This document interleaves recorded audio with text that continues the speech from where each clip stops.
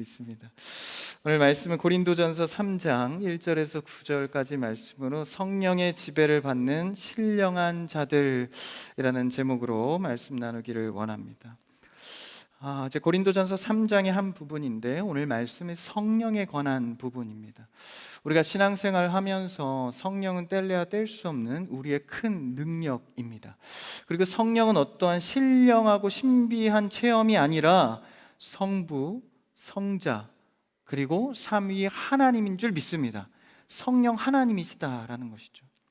그래서 이 성령 하나님께서 우리를 향하여서 하시는 일, 오늘 말씀을 통해서 보기를 원합니다. 이 사도 바울은 고린도 교회에 고린도전서 말씀을 쓰면서 오늘은 3장인데 1장과 2장에서 성령에 대한 이야기를 합니다. 단순하게는 성령이 있는 자와 없는 자로 구분해서 설명을 합니다. 굉장히 간단하죠. 예수 그리스도를 구주라 고백하는 자들은 성령이 있는 자들이고, 예수를 그리스도라 고백하지 못하는 자들은 성령이 없는 자다라는 것이죠. 그러니까 우리가 그리스도를 구주로 믿는 것은 성령 하나님의 은혜인 줄 믿습니다. 그러니까 우리가 스스로 믿을 수는 없습니다. 복음은, 믿음은 들음에서 나고 외부의 힘으로 작용되는 것이기 때문에 내 스스로의 지성과 깨달음으로 나는 것이 아니죠. 거기서 중요한 역할을 하는 것이 바로 이 성령 하나님입니다. 예수 그리스도를 구주로 고백하는 자들. 그래서 그리스도를 구주라 고백할 수 있는 이 지혜는 성령이 열어주셔야 가능한 일이기 때문에 그 이야기를 1장과 2장이 하고 이제 3장으로 넘어오면서 성령이 내주한 자들이 그리스도를 주라 시인하고 이제 그 성령이 충만해지는 것에 대한 이야기를 합니다. 그러니까 성령이 충만한 자와 그렇지 못한 자, 이제 우리가 그리스도를 주라 시인하면 그러면 내 안에 성령이 있다는 건 이제 알았는데, 그 두 번째 3장으로 넘어오면서 두 번째 문제는 내 안에 있는 그 성령이 충만한가 충만하지 않은가. 쉽게 말하면 그 성령이 내 삶을 지배하고 있는가 아니면 지배받지 못하고 있는가. 그렇다면 여러분에게 좀 부담스러울 수 있지만 질문 하나를 던져보겠습니다. 당신은 성령의 지배를 받고 있습니까? 한 분 나오셨고 앞으로 돌아가서 질문을 다시 근본적인 질문을 해볼게요. 당신은 예수 그리스도를 주라 시인하십니까? 이거밖에 안 되나? 당신은 예수 그리스도를 주라 시인하십니까? 아멘. 그럼 여러분 안에는 성령이 있는 겁니다. 할렐루야. 그러면 두 번째 문제로 우리 안에 이 성령이 나를 지배하고 있는가? 다시 말하면 성령의 충만으로 살아가고 있는가?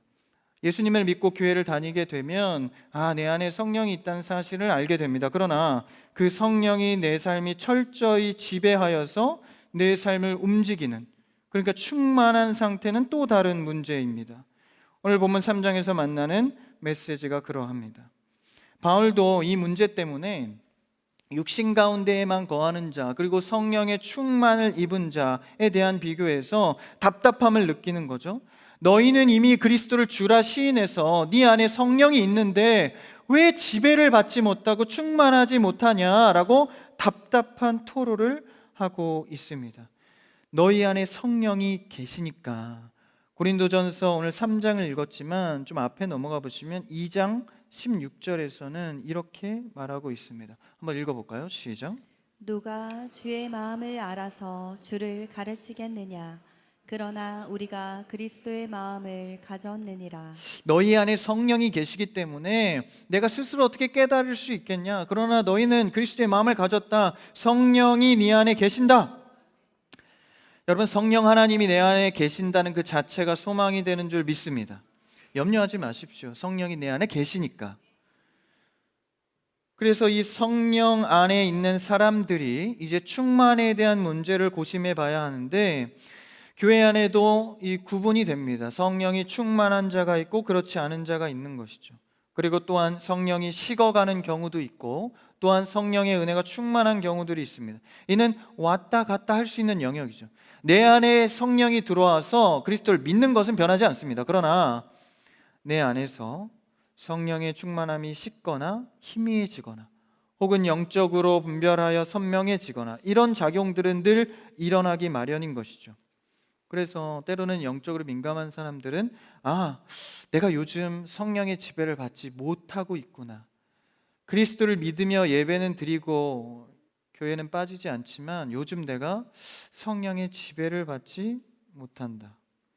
사도 바울은 이런 사람들을 향해서 성경에서 틀렸다라고 표현하지 않고 아직 어리다라고 표현합니다. 여러분, 영적인 사람들은 나이가 어리다고 해서 어린 게 아닙니다. 영적인 사람들은 성령의 지배의 농도가 적을 때, 농도가 옅을 때 어리다라고 표현하는 것이죠.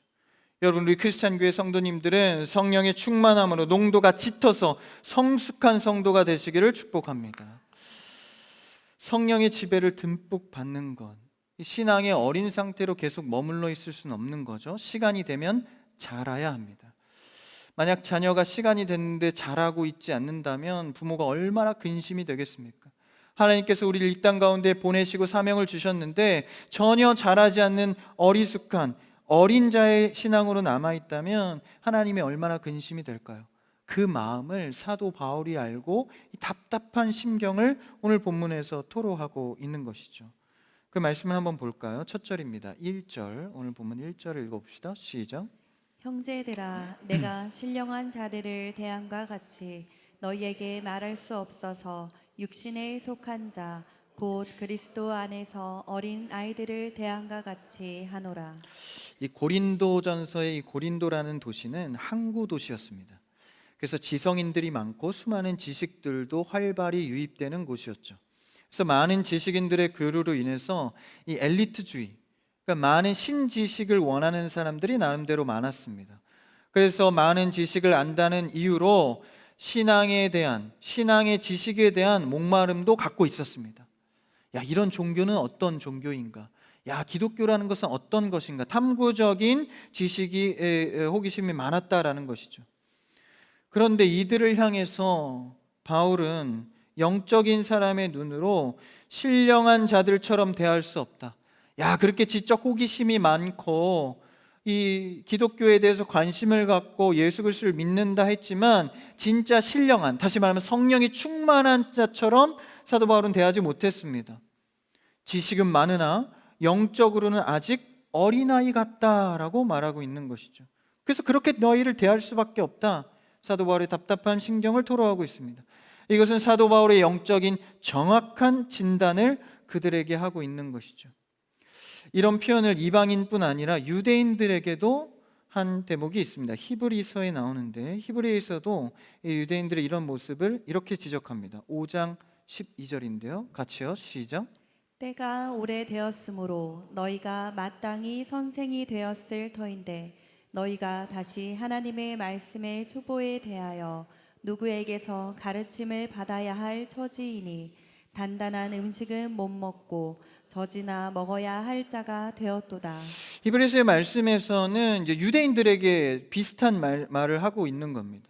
나름대로 성인이 되었다고 신앙의 연수도 차가고 교회도 알아가고 많은 봉사도 하고 있는데 그런 시기적으로는 괜찮은 성인이 된 것처럼 보였는데 복음의 선생의 자리에 있어야 할 자들이 아직도 영적으로는 젖병이나 빨고 있는 아직 어린아이 같은 처지이구나라고 말하고 있는 것이죠. 이것은 신앙의 시기에 맞게 성장을 촉구하고 있는 것입니다. 여러분, 우리는 크리스찬 교회에서 때에 맞게 시기적절하게 성장해 가는 성도 되시기를 축복합니다. 그래서요, 교회에서 무언가를 하자 할 때 그 적절한 시기 때 함께 동참해서 자라가셔야 됩니다. 내 때는 아직 아닌데, 나는 지금 기도할 때가 아닌데, 나는 예배를 그렇게 잘 드릴 때가 아닌데, 그러지 마시고 교회에서 합심하여서 가자 하는 것은 내 사정은 안 돼도 거기에 편승하여서 가면 그 맞는 시기에 성장하게 될 줄 믿습니다. 그러니까 순종하십시오. 잘 안 돼도 순종하고 가면 성장의 시기를 놓치지 않을 수 있다라는 것이죠. 충분히 선생이 되어야 할 시기에 젖먹이 수준에서 말하고 생각하는 것은 하나님께서 원하시는 것이 아닙니다. 단단한 음식을 먹을 수 있는 신앙의 실력과 성장이 날마다 이루어지기를 바랍니다. 그렇다면 이 성숙이 안 이루어지는 이유는 무엇일까요? 늦춰지는 이유는 무엇일까요? 가장 큰 이유는 감동하고 깨닫고 말씀도 듣기도 하고 눈물도 흘리는데 결정적으로 그렇게 살지 않기 때문입니다. 여러분, 진짜 대단한 사람들은 잘하는 사람이 아니라 꾸준히 하는 사람들이라고 합니다. 이처럼 우리는 조금이라도 주님의 말씀을 살아내는 자가 되기를 축복합니다. 뭔가 잘하고 대단한 것보다요, 꾸준히 그 말씀대로 조금씩 정진하는 것 필요합니다. 뼈를 깎는 신음과 고통 속에서 우리는 이 행함의 문제에 대해서 다시 생각해야 합니다. 그리스도 안에서 어린아이와 같은 자, 이 육신에 속한 자죠. 성령이 계시지만 말씀을 소화하지 못하고 행하지 않아서 어린아이에 머물러 있는. 그래서 여러분, 성경 공부도 좋지만 들은 말씀을 그대로 실천할 수 있는 힘이 더 중요합니다. 그래서 여러분, 오늘 기도하십시오. 주님, 들은 말씀을 실천할 수 있는 의지를 허락하여 주시옵소서. 이게 행동의 주체는 의지거든요. 그래서 먼저 의지를 가져야 돼요. 근데 그 의지를 건드시는 분이 바로 성령님입니다. 성령 하나님의 역할은요, 의지를 북돋습니다. 그래서 결국 행하게 하시거든요. 우리 가운데 성령의 충만, 성령의 지배를 받아서 행함으로 나아가야 하는 것이죠. 성령의 지배를 받으면 순종하며 행할 수 있는 길로 가게 됩니다. 내 삶을 그분께 온전히 내어드리며 육체의 소욕을 이기며 애를 쓰는 것. 여러분, 성령의 지배를 받으셔서 행함이 있는 신앙생활이 되기를 축복합니다. 말하고 행하지 않는 사람은 참 매력이 없죠. 근데 말한 대로 행함이 따라온 사람이 매력이 있습니다. 우리가 세상에서도 그러할진데 이 영적인 성도들도 행함이 있는 믿음이 중요하다라는 것이죠. 그래서 성령의 지배를 받기 위해서 가장 먼저 필요한 것은 내려놓음입니다. 내 안에 성령이 컨트롤하기 위해서요, 군더더기가 없어야 돼요. 여러분, 집 청소해 보셨습니까? 저도 이제 스트레스 받으면 집을 청소하는데, 집을 청소하다 보면 가장 좋은 청소법이 있습니다. 무엇인지 아십니까? 집을 치우고 사십시오. 잘 아세요? 이 집을 치울 때 가장 좋은 방법은요, 버리는 것입니다. 비워내는 것. 너무 많은 물건과 너무 많은 불필요한 것들이 있으면요, 치워도 지저분해 보여요. 그래서 결국 버리는 것이 굉장히 중요한 청소의 부분일 텐데, 마찬가지로 우리가 성령의 지배를 받기 위해서는요, 내 안의 것들을 내려놓고 피워야 합니다. 수많은 지배의 제목들을 내 안에 덕지덕지 붙여놓고 하나님, 나를 지배해서 컨트롤해 주세요. 어렵습니다.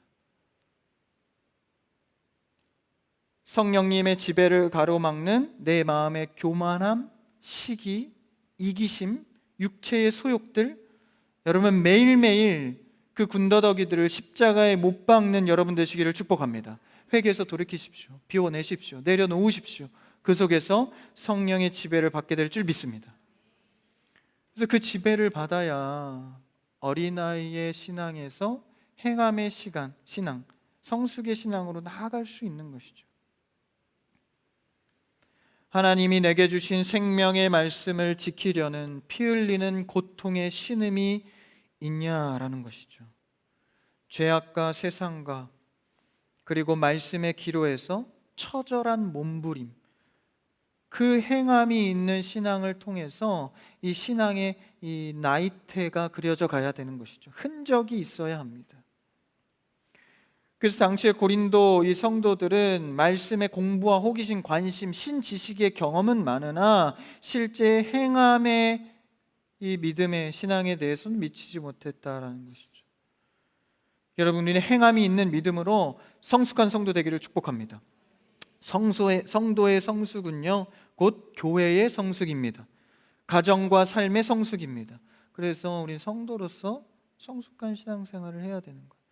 핵심은 의의 말씀을 행하는 경험을 늘려가셔야 합니다. 교회 안에서도 예배드리면 얼마나 은혜 많이 받아요. 그런데 삶의 행함으로도 경험을 축적을 많이 하셔야 됩니다. 그러니까 여러분 예배 드리고 말씀 듣다가 막 은혜 받으시잖아요. 근데 삶에서 그 받은 은혜를 적용하려면 10분의 1도 적용하기가 참 어렵습니다. 그 현실의 벽이 얼마나 높은지. 그래서 우리는 매일매일 기도해야 돼요. 주님, 오늘도 내가 넘어집니다. 성령이여 나를 다시 한번 지배하여 주시옵소서. 기도해야 되는 것이죠. 얼마나 많이 넘어지는지 몰라요. 코로나 시절 제가 그 시기에 이렇게 대학원 공부를 하던 때입니다. 그때 대학원을 다니면서 저에게는 사실 코로나가 은혜였어요. 왜냐하면 저는 공부하는 스타일이 혼자 하는 스타일입니다. 막 사람들 같이 하고 막 북적북적, 요새는 카페에서도 하던데 저는 그게 잘 안 됩니다. 심지어는 얼마나 혼자 이 집중력을 키우려 하는지 이제 시계의 건전지도 저는 빼요. 이 초소리 때문에. 그래서 혼자 하는 공부를 굉장히 즐겨 하는데, 이 대학원에 입학하고 보니까 코로나가 바로 터진 거예요. 그래서 다시 집으로 돌아와서 집에서 2년 동안 공부를 했습니다. 다른 분들, 다른 전사님 분들은 굉장히 힘들어하고 괴로워하고 그랬는데 전 너무 행복했어요. 방에 혼자 시계에 건전지를 빼고 혼자 공부하는데 얼마나 공부가 잘 되는지. 사실 공부에 그렇게 은사가 있지는 않거든요. 근데 뭐 이렇게 뭐 성적도 잘 나왔어요. 왜냐하면 혼자 하는 게 너무 잘 되니까 즐거웠습니다. 그래서 혼자 방에서 책상에서 막 이렇게 공부를 하다 보면 막 은혜를 받아요. 신학을 공부하니까 야, 하나님의 말씀이 이거구나, 이렇게 살아야 되는구나, 야, 나중에 이거 정말 전하고 싶다, 나도 이렇게 살아야겠다, 야, 한 손에 복음 한 손에 사랑을 들고, 오늘 찬양 가사에도 있었는데 야, 너무 좋다. 근데 이제 제가 그때 담임 목사님이랑 둘이 살았거든요. 그래서 방 안에서 혼자 막 은혜를 받고 있어요. 그럼 한날은 담임 목사님이 밖에서 세미한 음성이 들려요. 성원아, 이게 고장났다, 빨리 나와봐. 그럼 막 은혜 받다가 저 공부하고 있어요. 이렇게 외쳐요. 그런데 이제 또 제가 가죠. 갔다 오면 이제 막 그렇게 좀 짜증스럽게 한 말이 무색하게, 이게 실천이 쉽지 않더라고요. 내가 방 안에서는 열심히 공부하면서 은혜 받고 말씀 보면서 은혜 받고 예배 드리면서 은혜 받는데, 나의 삶의 현장에서는 조그만 소리도 이겨내지 못하는 모습을 볼 때, 야, 내가 아직 멀었구나, 이런 생각을 해봐요. 그만큼 받은 은혜를 삶에서 녹여내기란 정말 힘들구나. 이 제자들도 예수님을 따라다니면서 말씀을 들을 때 굉장히 은혜 많이 받았어요. 그래서 예수님, 제가 예수님 오른편에 쓸게요, 왼편에 쓸게요, 제가 나서겠습니다 했는데 막상 현실의 문제에선 다 도망갔습니다. 행함의 믿음이 얼마나 어려운지를 보여주는 것이죠. 그래서 여러분, 아무 일도 없을 때 은혜와 평안인 줄 아시고 그때의 신앙의 경험을 많이 쌓아두시길 바랍니다. 갑작스러운 일을 당하면요, 이 축적해 놓은 걸로 사용하는 겁니다. 그래서 여러분, 비가 오나 눈이 오나 예배 자리 잘 지키십시오. 언제 영적으로 내가 어떻게 될지 모르거든요. 그 행함의 믿음을 잘 지키기 위해서 나아가는 것이죠.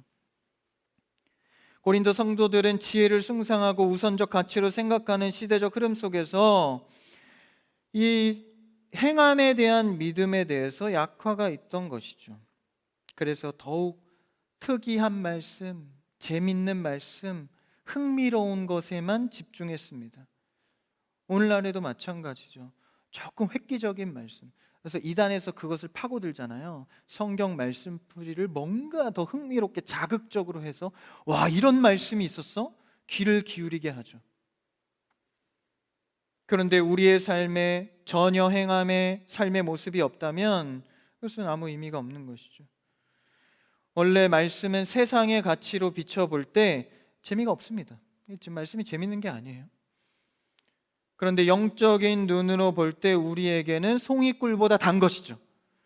여러분, 영적으로 말씀을 받기를 축복합니다. 말씀은 원래 재미가 없는 거예요. 제가 재미가 없는 게 아니라 원래 말씀은 재미가 없어요.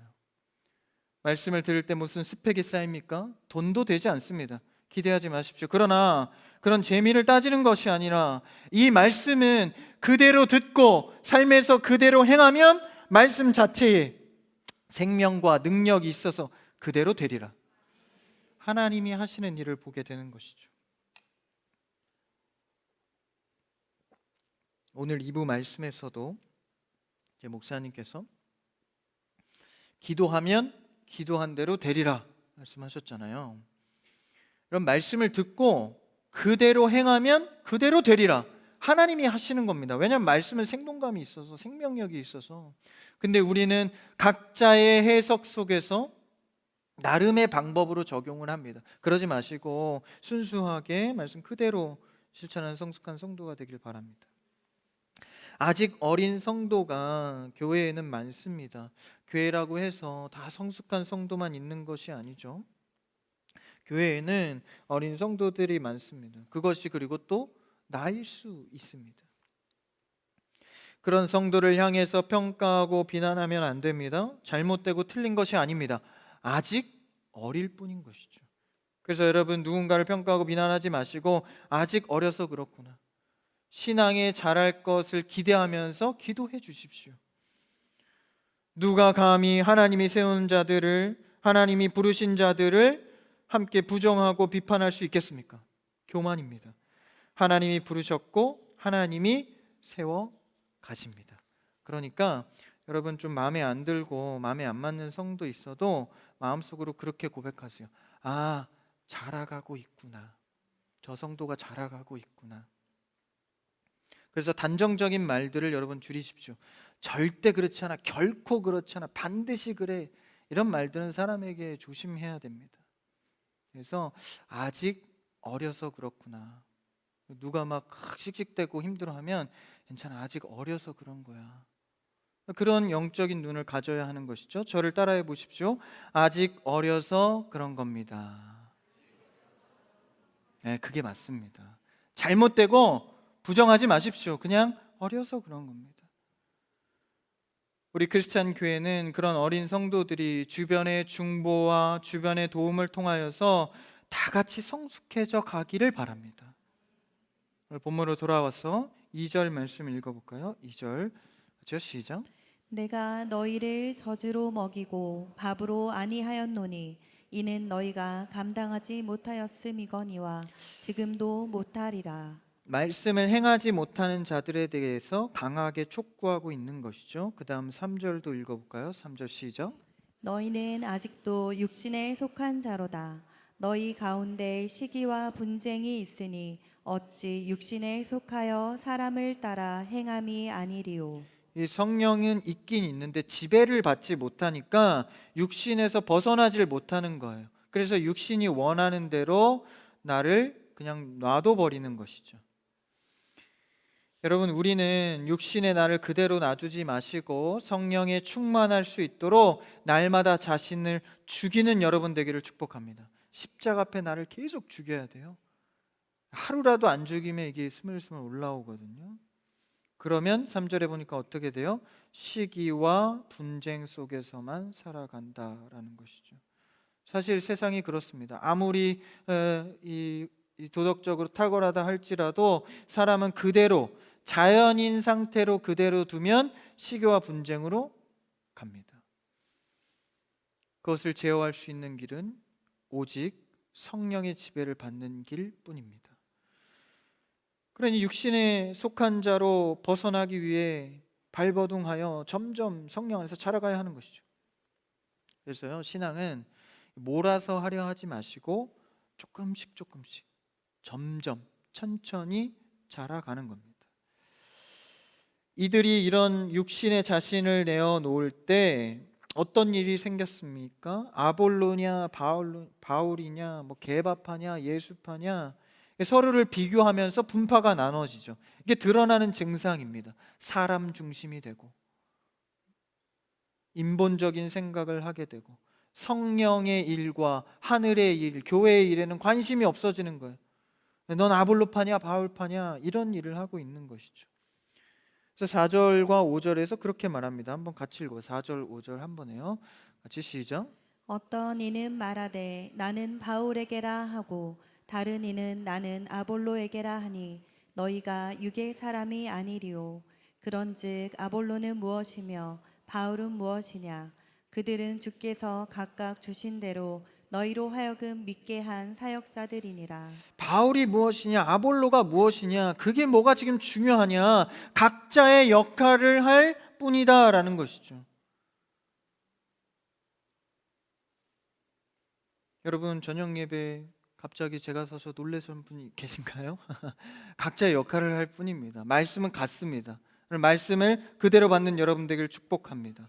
그래서 한번 육신에 내어준 너희들이 성령의 지배를 받는 것으로 돌아와야 한다, 이제 돌아와야 한다 얘기를 하는 것이죠. 그러면서 조금 더 자세히 이렇게 이야기합니다. 6절 읽어볼까요? 시작. 나는 심었고 아볼로는 물을 주었으되 오직 하나님께서 자라나게 하셨나니. 7절도요. 시작. 그런즉 심는 이나 물 주는 이는 아무것도 아니로되 오직 자라게 하시는 이는 하나님뿐이니라. 오직 하나님이 하신다.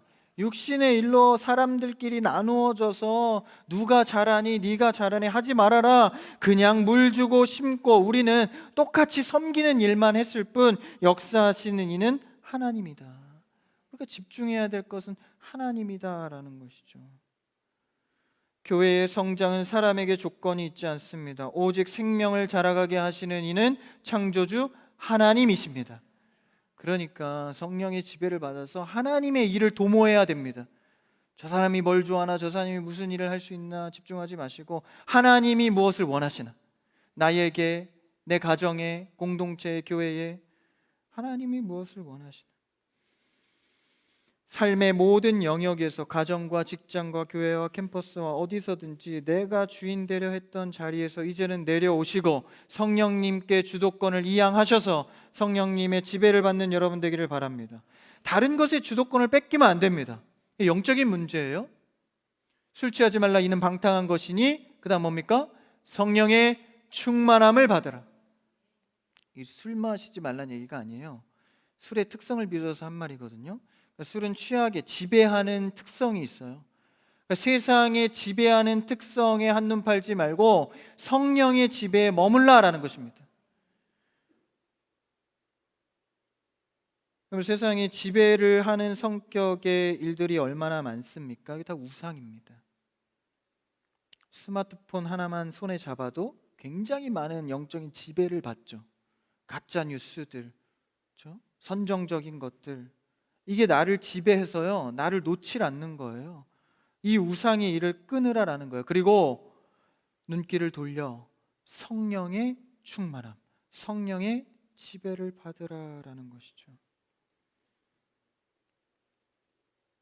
그래서 그 지배를 받아서 자라게 하시는 것은 하나님이다. 그러니까 성령의 지배만 받으면요, 그 뒤에는 하나님이 하십니다. 순종함으로 나아가야 되는 거죠. 교회의 주인은 하나님입니다. 그러므로 하나님이 자라게 하십니다. 믿음으로 열심히 물을 주고 뿌리고 묵묵히 맡은 바 자리에서 성실히 하면 하나님이 자라게 하신다라는 거예요. 담임 목사님께서 안 계신 이 상황에서 우리가 해야 할 일은 교회를 지키고 자리를 지키며 자라가는 일입니다. 담임 목사님이 이렇게 강단의 말씀의 자리에 복귀했는데 하나도 안 자랐네 이러면 곤란하잖아요. 저도 불려가고 부목사님 필리핀에서 와야 돼요. 왜 이렇게 안 자랐어 이러면. 그런데 담임 목사님이 서셨을 때 너무나도 많이 자랐다, 놀랄 정도로 자랐다, 정말요. 정말 많이 성숙하고 자라는 교회 되기를 축복합니다. 그렇게 돼야 되는 거예요. 그래서 우리가 이 맡은 바 자리에서 성숙한 신앙이 될 수 있도록, 성령의 지배를 받고 자랄 수 있도록 각자 일을 할 뿐입니다. 8절을 한 번 더 읽어볼까요? 8절 시작. 심는 이와 물 주는 이는 한 가지이나 각각 자기가 일한 대로 자기의 상을 받으리라. 그냥 각자 일을 할 뿐입니다. 키우시고 자라게 하시고 상 주실 이는 하나님인 거예요. 그래서 성령께서 주시는 마음에 날마다 여러분 즉시 순종하십시오. 그래서 각자 일에서 열심을 내세요. 각자 일에 충성되게 하는 겁니다. 그래서 성령의 지배받는 상태를 유지하는 것이죠. 마지막 우리 9절만 읽고 마칠까요? 9절 시작. 우리는 하나님의 동역자들이요 너희는 하나님의 밭이요 하나님의 집이니라. 아멘. 하나님의 권위로 쓰임 받는 겁니다. 그래서 서로를 섬기고 경쟁하고 시기하고 분쟁하는 것이 아니라요, 잘못된 열심입니다. 우리가 맡은 바 자리에서 서로를 중보하고 충성하는 일. 하나님의 집은 하나님이 세우십니다. 우리는 그 속에서 하나님의 은혜를 누리며 맡은 바에 충성하며 가는 것이죠. 말씀을 깨닫는 대로 그대로 실천하는 성숙의 성도가 되기를 축복합니다. 성령이 내주하는 놀라운 특권을 누린 우리 성도는 이제 성령님의 온전한 지배를 받아서 세상의 지배를 내려놓고 세상에 눈 돌리지 않고 시기와 분열을 넘어 그리스도의 사랑으로 충만한 성숙한 그리스도인이 모두 되시기를 주님으로 축원합니다.